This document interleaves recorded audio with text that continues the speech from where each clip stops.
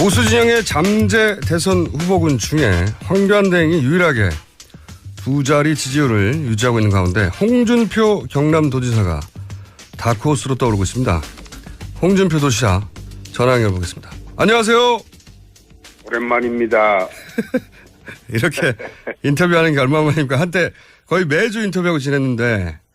그렇죠. 예, 이렇게 잠재 대선 후보로 다시 만났습니다. 잘 지내셨어요? 좀 힘든 시간이 좀 있었습니다. 제가 그 독고다의 홍반장이라는 별명도 만들어드렸는데, 네.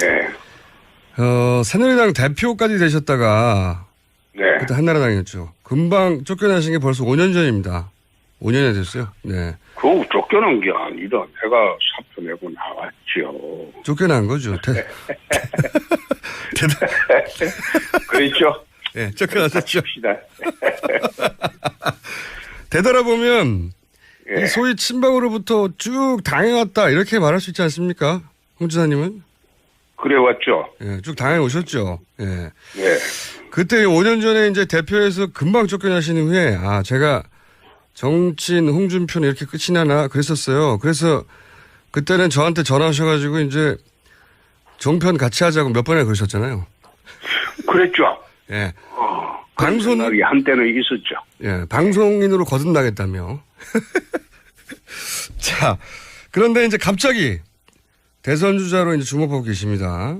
그래서 최근 몇 년간 홍준표 흥망상쇠 제가 한번 간단히 되짚어 보는 건데, 네네. 그러다가 이 성완종 사건으로 1심은 유죄를 받았다가 최근에 2심 무죄를 받으셨어요. 이제 대법원 판결을 남기고 있기 때문에 네. 이거 관련해서는 딱 두 가지만 여쭤보겠는데, 네. 돈은 진짜로 안 받으셨어요? 그거 실체적 진실은 재판에서 가려지는 것인데. 그렇겠죠, 물론. 그런데 만약 그래 물어보면 예. 내가 이렇게 답변할 수밖에 없죠. 나중에 저선 가서 성완종이한테 물어보는 게 제일 빠르겠죠. 그러나 민주국가에서 사법제도가 있는 한 법원의 판결이 나면 그걸 사실로 받아들여야 하는 것이 또 민주국가의 제도겠죠. 예. 그건 잘 알겠습니다만은. 김어준 씨가 자꾸 그래 물으면. 예. 나중에 내 저선 가서 성완종이한테 한번 물어볼게. 아니, 그렇게 말고, 제가 그 지사님을 오랫동안 잘 알아왔지 않습니까? 네. 지사님도 저를 잘 아시고. 그냥 그래서, 그냥 단도직입적으로 여쭤보는 겁니다. 안 받으신 건가요? 네. 네. 난 그 사람 잘 몰라요. 알겠습니다. 제가 이런 질문을 드린 이유는 어쨌건 대선 출마할 수도 있는 마당에 직접 본인 입장을 밝혀주긴 해야 하는 것 같아서 여쭤본 거고요. 두 번째 질문은 1심 때 법정 출두하면서 아주 짧게 이게 다 업보라고 하셨어요. 그때 처음으로. 그렇습니다. 그때 왜 그런 말 하셨습니까? 이 사건 처음에 1년 10개월 전에 문제가 될 때 내 그런 생각을 했습니다. 왜 그런 생각을 하셨어요? 검사를 하면서 예. 많은 사람을 단죄를 했죠. 그리고 정치하면서 상대방 가슴에 못 박는 말을 많이 했죠. 그래서 내 업보를 치르는 중이다. 그래서 이번에 아마 항소심 무죄 판결 나면서 내가 쌓은 업을 치렀다고 생각했습니다. 그래서 요즘은 좀 가뿐해졌습니다. 그러니까 앞으로 남한테 예전에 이제 검사하면서 피의자를 험하게 다뤘다든가 정치하면서 상대한테 상처가 되는 말을 했다든가 이런 업보를 받는다. 그런 생각을 하시고. 그래서 앞으로 이제 상처 주지 말고 정치하자 이런 성찰, 다짐 이런 이야기였나요? 그렇게 해야 되는데 자꾸 나를 건드리면 또 달라지겠죠? 아니 근데 그래놓고 뇌물 먹고 자살한 사람 이런 표현을 또 왜 하셨어요? 그거는 내가 민주당 일각에서 대선 후보 자격 논란을 이야기하길래. 그건 알겠는데. 아니 그래서 그 말을 하게 된 거죠. 그러니까 제 말은 뭐냐면 업보를 말씀하시는 분이 또 왜 상처 주는 표현을 다시 하셨냐고요. 나를 건드리니까 그렇지. 안 건드리면 내가 그 이야기 할 이유가 없지. 아니, 업보를 말씀하셨으니까 제가 그런 말을 하는 거 아닙니까? 왜 또 다른 업보를 그렇게 대선을 지금 언급하는 마당에 다시 쌓기 시작하시냐 이런 말입니다. 예. 아니, 자기들은 그런 그 자격 문제가 있는 사람들이 왜 그걸 나한테 그걸 갖다가 시비를 거냐. 예. 그냥 시비 걸지 마라. 그 뜻이죠. 예. 울컥하신 거죠. 그렇지. 기분 나쁘지. 아니, 제가 오늘 처음 통화할 때 느낀 건데 예전보다 말도 말하는 속도도 굉장히 천천히 부드럽게 하시는 거 보니까 이제 업보를 쌓지 말아야 되겠다. 이렇게 조심하시는 거 아닙니까? 그죠? 예. 내가 가능하면 좀 그런 얘기 안 하고 살았으면 좋겠어요. 예, 한국 정치판이라는 것은 워낙 뒤집어 씌우고 공작하고 이런 판이기 때문에 어떤 때는 또 그런 식으로 공격 안 할 수가 없습니다. 이제 제 말은 다 업보까지 말씀하신 분이니까 내가 내 출마 자격을 문제 삼아서 욱해서 그랬다. 그러고 나서 그 발언을 사과하시는 게 낫지 않습니까? 그걸 사과를 해. 자기들도 지금 그 민주당이라는 그 사람들은 97년도, 2002년도 병풍 공작으로 정권을 잡은 적이 있지 않습니까? 그런데 이제는 대법원 재판도 공작으로 할 수 있는지 그런 식으로 또 자꾸 시도를 하게 되면 상황이 달라지죠. 네, 알겠습니다. 고집은 예전부터 대단하신 분인데 하여튼 사과를 안 하시겠고 자 그럼 다음 문제로 넘어가겠습니다. 예. 박근혜 대통령은 어떤 대통령입니까? 좀 무능하지요. 그냥 딱 단순히 무능하다 한마디로 끝나는 겁니까? 난 박근혜 대통령하고 정치를 한 20여 년 같이 해봤는데 위법하거나 위헌적인 행동을 할 사람은 아니라고 봅니다. 단지 최순실 같은 허접한 사람하고 또 그 사람한테 이용됐다고 그런 느낌을 받습니다. 그래서 무능한 대통령이지 꼭 위법을 했다 이렇게 보지는 않습니다. 그러니까 무능 옛날에 중국 진나라 시절에 진나라가 최초로 중국을 통일하고 32년 만에 망합니다. 진시황이요. 예. 진시황 아들 호해 시절에 망합니다. 진시황이 죽고. 근데 거기에 망하는 죽음이 조고라는 황관이 있습니다. 시대에 국정농단을 냈던 조고라는 황관이 있는데 박근혜 대통령 들어오고 난 뒤에는 한 2년을 거치면서 2년 후에 이 정부의 조고라는 사람 때문에 어려움을 처할 것이다. 그런 이야기를 내 주변 사람한테 한번 한 적이 있어요. 친박의 조고는 누굽니까? 난 누구라고는 이야기하지 않겠습니다. 그래서 몇 명인데요? 몇 명이라고도 이야기하기가 어렵죠. 그게 근데 그 사람들 때문에 결국은 무능하니까 나라를 이 꼴로 만든 거 아니냐. 난 그렇게 봅니다. 대통령은 무능했고 그리고 친박 주변의 몇 인물은 환관 조고에 해당될 인물이다. 아니 조고 같은 인물이 있다. 그 정도로 하십시다. 한 명 이상입니까? 네, 그것도 이야기하기 어렵습니다. 내가 지금 같은 당에 있었던 사람 또 여당의 사람들이기 때문에 누구라고 지칭하기는 어렵지만은 조고 같은 인물이 있기 때문에 대통령이 이 지경에 이르렀다 이런 생각을 합니다. 그래서 결국은 이제 무능하지만 무능이 사법적 소추 대상은 아니지 않느냐 이렇게 보시는 거죠. 말하자면. 저는 그래 봅니다. 네. 예, 예. 그런데 무능했다고 하는 프레임이 지금 대통령 변호인단에서도 나오는데 제가 한번 이렇게 얘기해 드려볼게요. 박 대통령도 이제 좋은 정책이라서 한 것일 뿐이다. 이렇게 얘기하거든요. 최순실이 이권을 챙기는 줄은 몰랐다. 지금 말씀하신 그런, 말씀 맥락을 같이 하는 건데. 예. 근데 대통령은, 본인이 펴는 정책이 뭔지 알고 해야 되잖아요. 그렇죠? 그런데 아무리 고의가 없다고 봐줘도 업무상에 필요한 주의를 게을리했으니까 이게 과실 정도지, 과실. 이게 단순한 무능 아니지 않습니까? 그러니까 업무상 과실은 그리고 그냥 과실보다 중하게 처벌하잖아요. 형사적으로. 근데 예.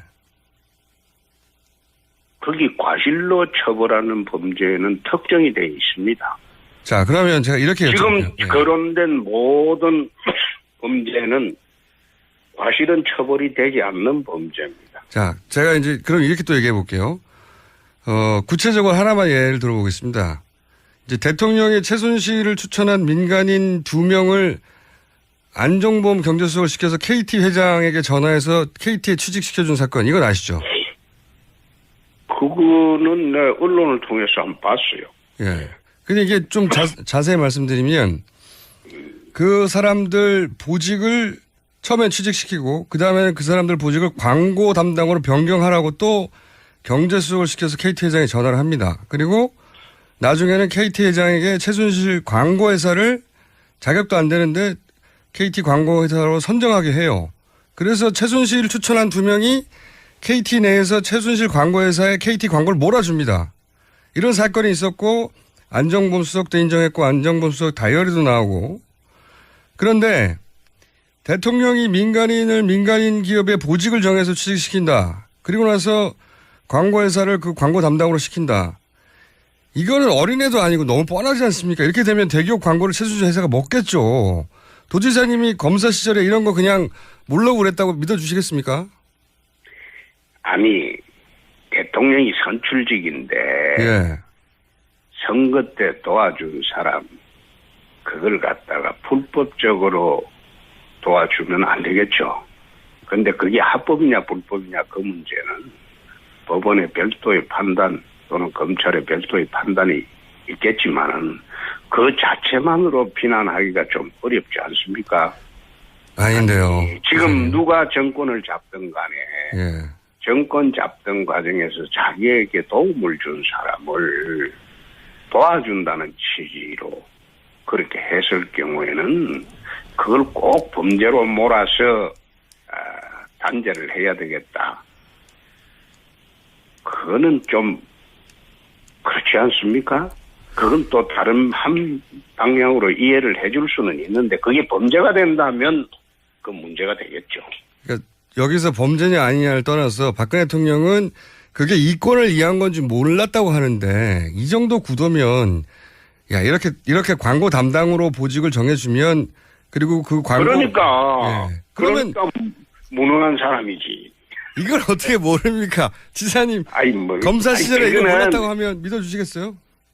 아니 내가 검사를 그만둔 지가 지금 몇 년이 됐는데 25년이 됐는데 나 이번에 내 당해보니까 검사 그 문제가 큽니다. 내 옛날에 검사할 때는 나는 천민 검사를 했는데 예. 밑바닥 검사를 했는데 요즘 내가 당해보니까 검사가 이거 사건을 수사하는 게 아니고 사건을 만드는 그런 걸 봤어요. 그래서 내 죽으면 내 아들들한테 형고 검사 부분실리로 지방을 써라. 그래 쭉 얘기를 해왔는데 이번 사건 당하고 난 뒤에 내 두 아들한테 그런 이야기를 합니다.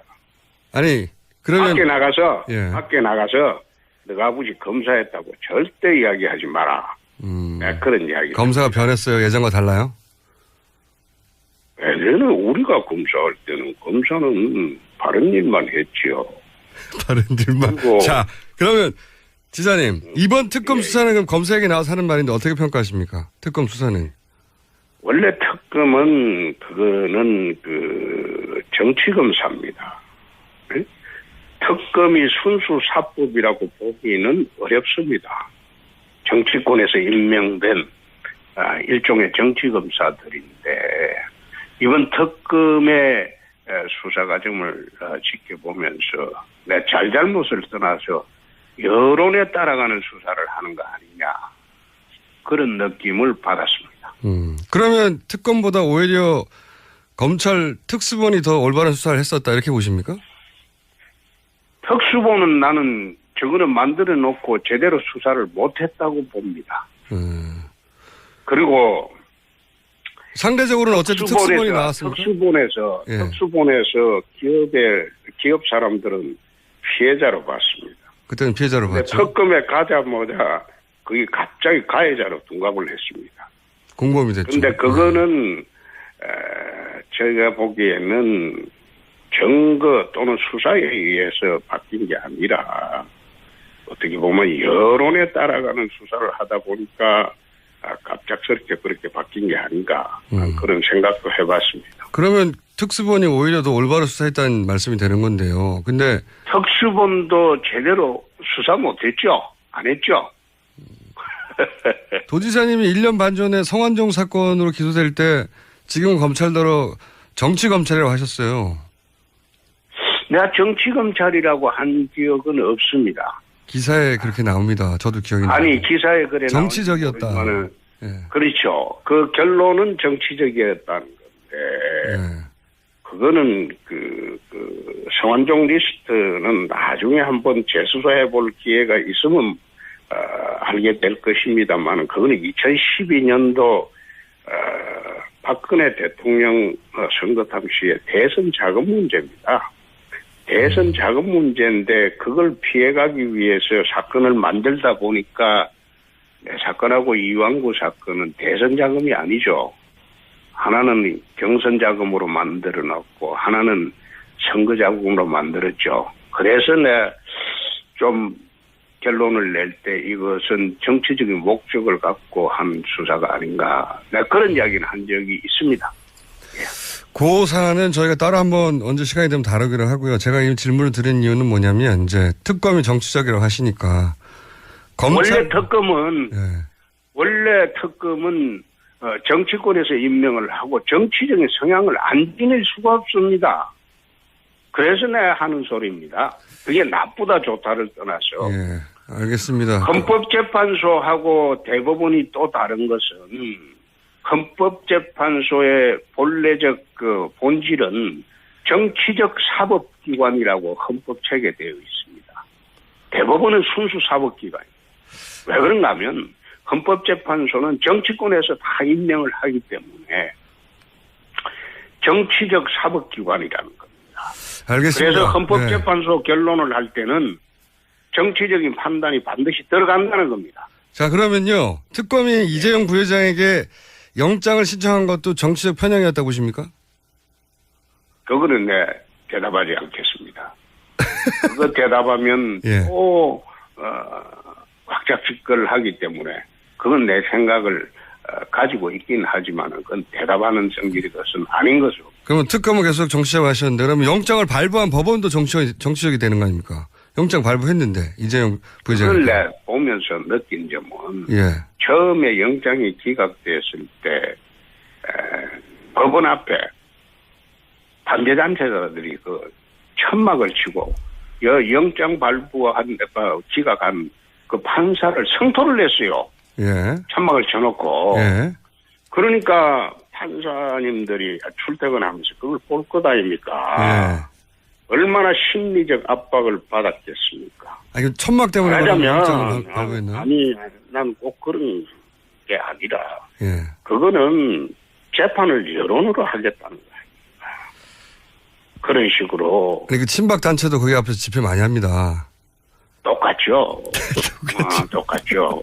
재판은 지금 그 헌법재판소를 압박하는 양진영의 집회와 시위도 이게 자제가 되어야 됩니다. 지금 앉아서 여론으로 재판하고 여론으로 결정하겠다고 하면 이게 인민재판이지 어떻게 민주주의 하에 정당한 사법권이 독립이 보장되는 그런 재판이 됩니까? 사법부도 인민재판을 했다고 보시는 거죠? 그러면? 아니죠. 김어준 씨는 그런 식으로 단정하기 때문에, 뉴스나 이런 데서 떴는지 모르나. 그 이야기는 그런 식으로 단정하면 안 되죠. 알겠습니다. 도지사님, 오늘 시간이 별로 없으니까. 네. 또 잠시 후에 또 다른 인터뷰 하신다면서요? 요즘 인터뷰 이렇게 많이 하시는데. 내가 인터뷰 안 합니다. 안 하세요? 네. 잘 안 합니다. 네. 김어준 씨하고 하는 이야기라고 해서, 네. 김어준 씨하고 지금 몇 년 지났죠? 그러니까요. 인터뷰 참 많이 몇 했어요. 년 지나서, 라디오 인터뷰는 김어준 씨하고 2년 만에 처음 하는 겁니다. 5년 만에 처음이에요, 5년 만에. 앞으로도 저희 방송하고 많이 다른 해주세요. 방송하고도 인터뷰를 안 했다니까? 알고 있습니다. 알고 있고요. 그런데 김어준 씨라서 내가 이야기를 했는데, 김어준 씨도 지금 아마 재판 받고 있지요. 힘들 거요. 한번 받아보소. 자, 도지사님 시간이 부족하니까 다음에 꼭 한번 출연해 주시고, 대선 출마는 아직 확실하게 결심을 안 하시는 겁니까? 예. 그건 좀 더 이따 한번 보입시다. 그러면 출마를 안 하게 되는 조건도 있으십니까? 예를 들어서 탄핵의 결론이 어떠냐에 따라 아니면 지지율이 어떠냐에 따라. 그거는 내가 지금 오늘 아침은 이건 답변하는 거 아니라고 봅니다. 하여튼 안 하실 수도 있다는 거죠. 아니. 그러면요. 꼭 그래 답변을 요구하면 그게 이제 김어준 씨는 지 마음대로 사는 사람이잖아요. 아니 도지사님은 그럼 누구 눈치 보고 사셨어요? 답변도 그런 식으로 마음대로 요구하면 안 되죠. 아니 그러니까 안 하실 수도 그 있냐고요. 답변 잘못하면 그것도 그게 발목을 잡습니다. 그럼 나중에 이야기합시다. 그러면 안 하실 가능성은 없는 거죠? 아니 하고 안 하고 그건 나중에 하자니까. 나중에. 그리고 방송 진행 잘하시고 저는 김어준 씨를 보면 참 부럽다는 생각이 세상에 저래 마음대로 자기 속마음을 다 드러내놓고 살아도 참 따르는 사람이 많으니까 이게 얼마나 좋은 인생입니까? 대통령이 될 수 있는 확신이 드실 때 나오신다고 하셨던 것 같은데 다른 인터뷰에서 그 확신은 뭘 판단으로 보고하십니까? 아니 저는 느낌? 초상집에 상주하기 위해서 출마하는 것은 아니다. 아하, 될 때 나온다? 그거는 대통령이 된다는 확신이 설 때 출마 결심을 하는 것이지. 그렇죠. 초상집에 상주되기 위해서 출마 결심하는 것은 아니다. 그러니까 제 말은 그 확신은 뭘 근거로 내리실 겁니까? 느낌, 지지율, 탄핵의 결과, 그 다음에 가족회의, 여러 가지 있지 않습니까? 김어준 씨는 자기가 결정할 때 어떻게 합니까? 저는 혼자 하죠, 그냥. 그렇죠. 그렇죠. 근데 이제 뭘 보시고 할까? 여론 지지율이 가장 중요한가요? 지금 여론은 옳게 형성된 여론이 아니죠. 여하간. 그건 알겠는데요. 이거는. 이렇게 근거가 뭐냐 궁금합니다. 지금은 좌파 강풍 시대이기 때문에. 그럼 지지율은 아니고. 영답을 잘 안 해요. 영남 지지율은 어떠세요? 영남 지지율을 근거로 할 것이다. 아니, 꼭 그것보다도. 제가 판단을 해보고.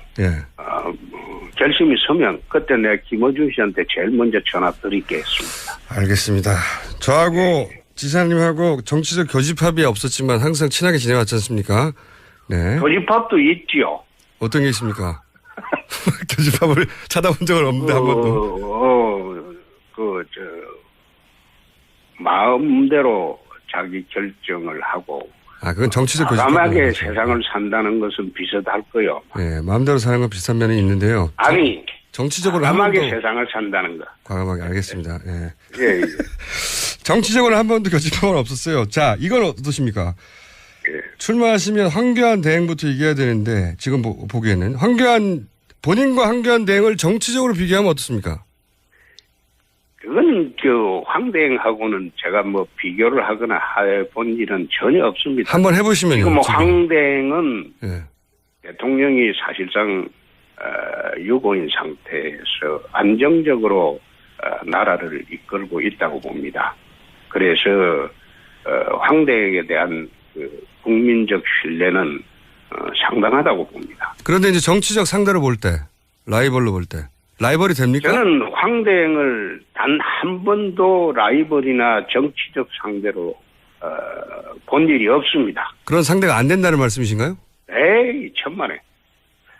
그런 뜻이 아니고 그분은 지금 관료고 관료. 저는 정치를 하고 있습니다. 아. 그렇기 때문에 서로를 비교한다는 것, 그거는 난센스라고 봅니다. 하지만 경선 같은 게 있을 수도 있고 그러면 상대해야 되지 않습니까? 그럴 때는 이길 자신이 있으신 거죠. 가정을 전제로 답변하는 것은 좀 이상하죠. 원래 잘 하시면서.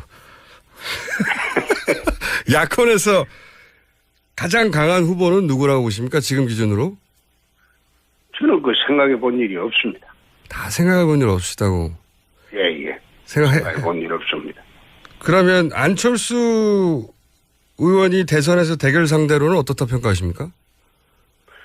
안철수 의원은 이번에 끝까지 나오겠죠. 그거는 중도의 대표로 나올 것이고 좌파의 대표로는 문재인, 심상정 정도가 아마 나올 것이고 우파에서 또 한 사람 나올 것이고 그렇게 되면 이번 대선은 사자 구도가 될 것으로 봅니다. 좌파의 두 분, 중도의 안철수, 우파의 한 사람 이렇게 되면 대선은 사자 구도로 치러질 것으로 봅니다. 상대하기에 가장 강한 후보는 생각 안 해보셨습니까? 아직 대선 결심을 안 했기 때문에 그래도 이렇게 간을 쭉 부실 거 아닙니까? 없습니다. 아직 없으세요? 해본 적이 없습니다. 그러면 유승민, 남경필 의원은 본인의 적수가 됩니까? 보수에서? 에이, 그거는 제가 지금 그분들 상대로 하는 정치는 안 하죠. 상대가 안 되는군요. 아니, 상대 안 되는 게 아니라 그분들은 우리 프렌들리한 사람인데 그분들을 상대로 하는 정치는 안 하죠. 지사님, 오늘은 맛배기만 했고 벌써 시간이 다 됐어요. 이렇게 짧게 하시면 안 되고 다음번에는 저희 스튜디오에 한번 나와서 1시간 정도 빼주세요. 그래, 합시다. 자, 예. 방송 인터뷰로 무척 반가웠습니다. 지사님. 예, 재판 잘 받으십시오. 그 힘든 겁니다. 여기까지 하겠습니다. 감사합니다. 네. 지금까지 홍준표 경남도지사였습니다. 김어준이었고요. 3부에서 다시 뵙겠습니다.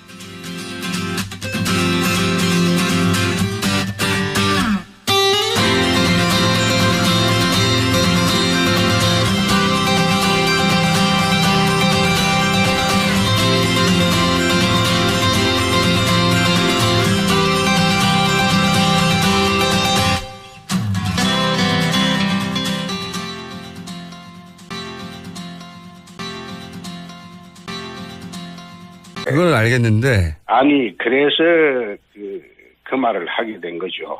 그러니까 제 말은 뭐냐면, 업보를 말씀하시는 분이 또 왜 상처 주는 표현을 다시 하셨냐고요. 아, 나를 건드리니까 그렇지. 안 건드리면 내가 그 이야기 할 수가 없지. 아니, 업보를 말씀하셨으니까 제가 그런 말을 하는 거 아닙니까? 왜 또 다른 업보를 그렇게 대선을 지금 언급하는 마당에 다시 쌓기 시작하시냐 이런 말입니다. 예.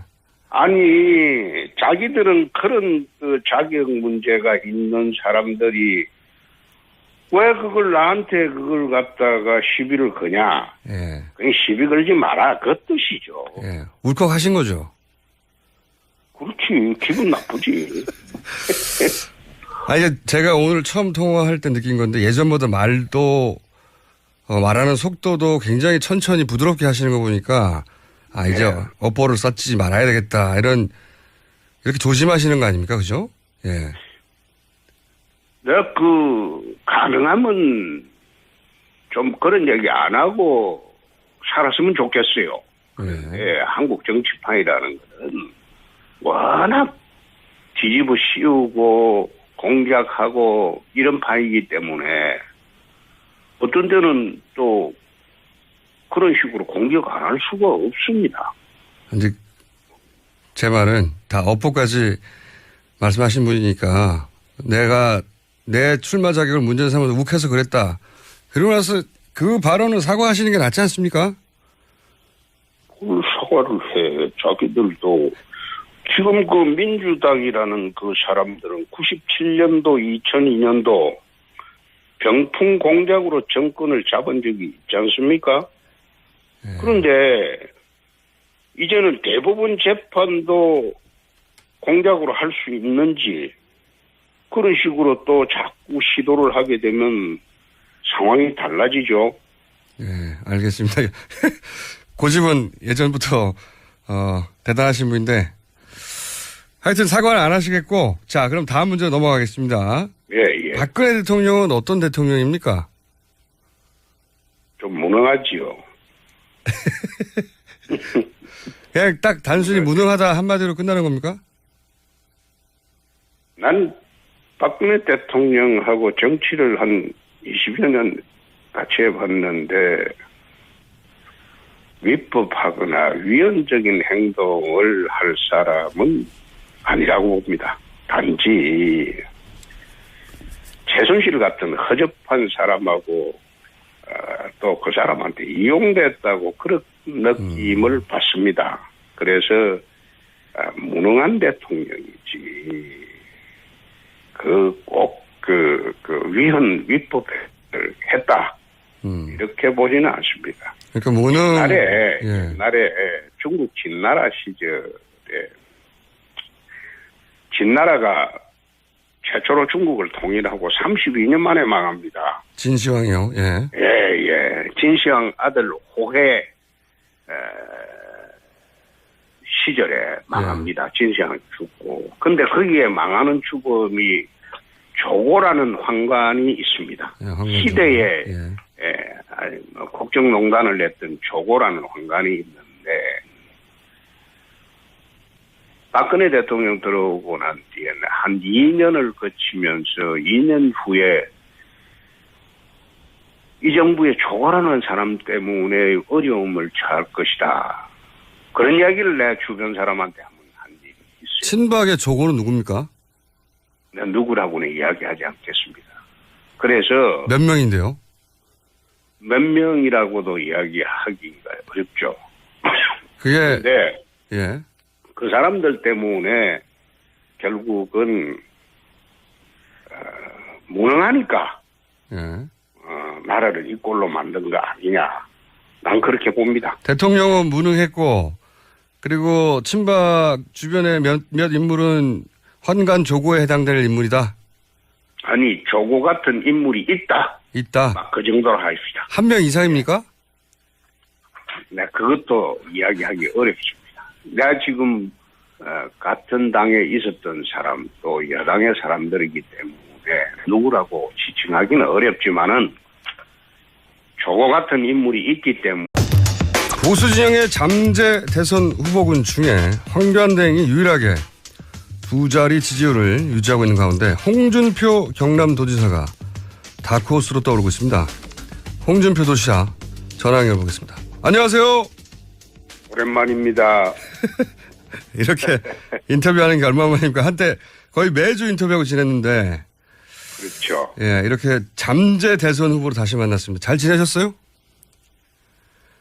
좀 힘든 시간이 좀 있었습니다.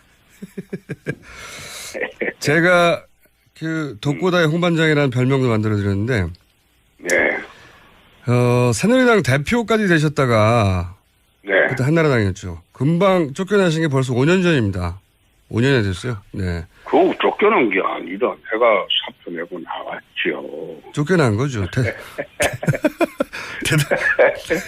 그렇죠. 네, 쫓겨나셨죠. 합시다. 되돌아보면 예. 이 소위 친박으로부터 쭉 당해왔다 이렇게 말할 수 있지 않습니까? 홍 지사님은? 그래왔죠. 예, 쭉 당해오셨죠. 예. 네. 그때 5년 전에 이제 대표에서 금방 쫓겨나신 후에 제가 정치인 홍준표는 이렇게 끝이 나나 그랬었어요. 그래서 그때는 저한테 전화하셔가지고 이제 정편 같이 하자고 몇 번이나 그러셨잖아요. 그랬죠. 예. 방송 날이 한때는 있었죠. 예, 방송인으로 거듭나겠다며. 자, 그런데 이제 갑자기 대선 주자로 이제 주목하고 계십니다. 그래서 최근 몇 년간 홍준표 흥망상세 제가 한번 간단히 되짚어 보는 건데. 네네. 그러다가 이 성완종 사건으로 1심은 유죄를 받았다가 최근에 2심 무죄를 받으셨어요. 이제 대법원 판결을 남기고 있기 때문에 네. 이거 관련해서는 딱 두 가지만 여쭤보겠는데 네. 돈은 진짜로 안 받으셨어요? 그거 실체적 진실은 재판에서 가려지는 것인데. 그렇겠죠, 물론. 그런데.